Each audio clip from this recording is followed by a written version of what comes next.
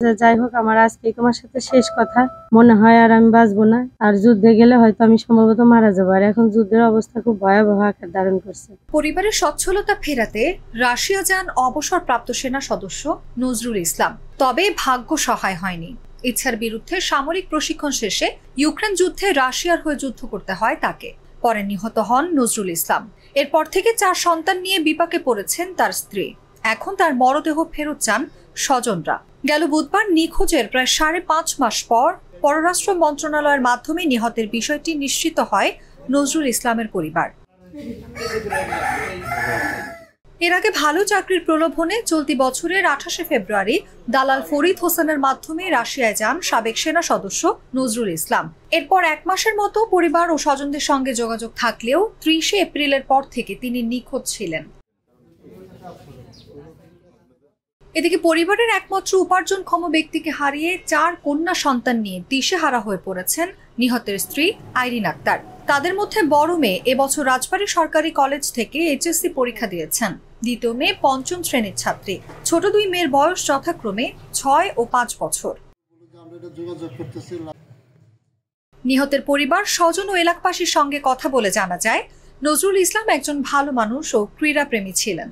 কোলারহাটের দালাল ফরিদ তাকে ভালো বেতনের মিথ্যা প্রলোভনে 13 লাখ টাকা নিয়ে রাশিয়াতে পাঠান। সবশেষ 30শে এপ্রিল স্ত্রীর সঙ্গে কথা বলেছিলেন নজরুল ইসলাম। ওই দিন দেশে তার 13 লাখ টাকা পাঠানোর কথা ছিল। ছেলেও ভালো ছিল, কথাবার্তাও তার ভালো ছিল এবং প্রত্যেকটা লোকের সঙ্গে সে ভালো আচরণ করে। এই এলাকাবাসী হিসেবে চাই যে ওনার এই লাশটা অন্তত দেশে আসুক, পরিবারও চাচ্ছে লাশটা দেশে আসুক, এবং এই দালাল চক্র যারা জড়িত আছে এর সাথে, এই এলাকাবাসী থেকে শুরু করে সবাই চাচ্ছে এই দালাল চক্রের একটা কঠিন শাস্তি হোক। নিহত নজরুল ইসলামের স্ত্রী আইরিন আক্তার বলেন, 30শে এপ্রিলের পর থেকে নিখোঁজ ছিলেন তিনি। হঠাৎ পররাষ্ট্র মন্ত্রণালয়ের মাধ্যমে জানতে পারি তিনি মারা গেছেন। এপ্রিল মাসের 30 তারিখে লাস্ট কথা হয়। তো হওয়ার পরে উনি আমারে জানালো যে আমি মনে হয় আর বাঁচবো না, আর যুদ্ধে গেলে হয়তো আমি সম্ভবত মারা যাবো। আর এখন যুদ্ধের অবস্থা খুব ভয়াবহ আকার ধারণ করছে। তো যাই হোক, আল্লাহর কাছে তোমাদের রেখে গেলাম, আর 4টে মেয়েরে তোমারে দিয়ে গেলাম। এদেরকে দেখে শুনে রাখো, আল্লাহ তোমাদের দেখবে। আমি তো কিছু দিয়ে আসতে পারি নাই, রাখে আসতে পারি নাই তোমাদের।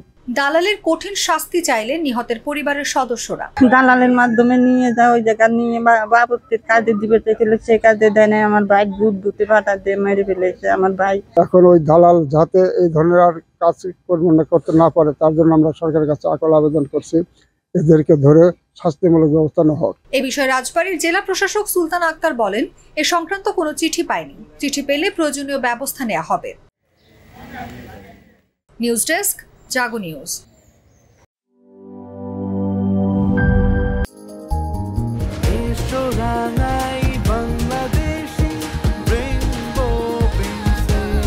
রেইনবো পেইন্টস, ছড়াও জীবনের রং।